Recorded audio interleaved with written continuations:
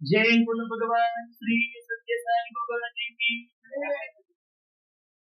పరమ పవిత్రమైనటువంటి గురు పూర్ణిమ ఉత్సవం మన రోజు మనందరికీ ప్రపంచవ్యాప్తంగా జరిగింది. పుట్టపర్తిలో కూడా మనం కూడా చక్కగా గురు పూర్ణిమ మహోత్సవంలో పాల్గొని చూస్తాం.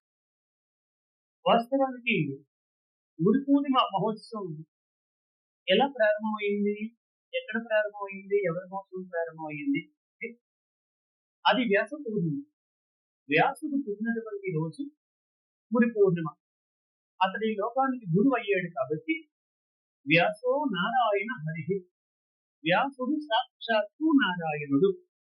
ఈ లోకానికి ఋగ్వేద, యజుర్వేద, సామవేద, అధర్వణ వేదాలైనటువంటి 4 వేదాలను, పంచమ వేదమైనటువంటి మహాభారతాన్ని, 1180 సుమారు 1180 ఉపనిషత్తులని, అలాగే బ్రహ్మసూత్రాలని, అలాగే మనందరికీ తెలిసినటువంటి 18 పురాణాలు, మత్స్య పురాణము, మార్కండేయ పురాణము, భవిష్య పురాణము, భాగవత పురాణము, బ్రహ్మ పురాణము, బ్రహ్మాండ పురాణము, బ్రహ్మ వైవర్త పురాణము, వాయు పురాణము, వరాహ పురాణము, విష్ణు పురాణము, వామన పురాణము, అగ్ని పురాణము, నారద పురాణము, పద్మ పురాణము, లింగ పురాణము, గరుడ పురాణము, కూర్మ పురాణము, స్కాంద పురాణము అన్నటువంటి 18 పురాణాలని కూడా వ్యాసుడు ఈ లోకానికి అందించారు.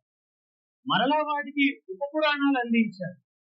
ఇన్ని అందించి ఈ లోకానికి దాదాపు ద్వాపర యుగం చివరి దశలో, కలియుగము ప్రథమ దశలో కూడా కొంతకాలం పాటు కనిపించి, ఆ తర్వాత ఆయన తపస్సు చేసుకుంటూ హిమాలయాల్లో అదృష్టంగా ఉంటూ ఈ లోకానికి జ్ఞానాన్ని అందిస్తున్నటువంటి వ్యాసులు వారు పుట్టినటువంటి రోజు వ్యాస పూర్ణిమ.